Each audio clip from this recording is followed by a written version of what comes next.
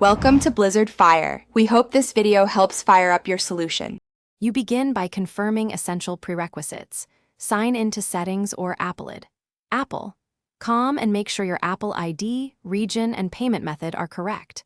Once done, open the App Store and tap your photo to view your account balance and payment settings. You need to check pending refunds or active subscriptions because they affect available balance.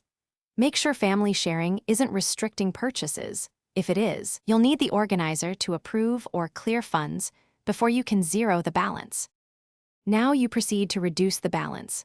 First, spend the remaining funds, purchase apps, subscriptions, or in-app content that accepts Apple ID balance. This is the fastest route.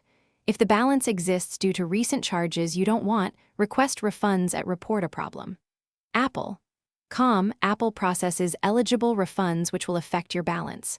If spending or refunds won't clear it, contact Apple support directly. Explain your situation and ask about transferring, refunding, or applying the remaining. To finish, verify the balance reads $0 in settings and the App Store account screen.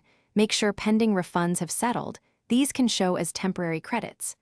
If you intend to close or change the Apple ID, you cannot do so until the balance is zero, so follow Apple support's closure steps once confirmed. If problems persist, troubleshoot common causes, region mismatches, unresolved refunds, or family sharing holds.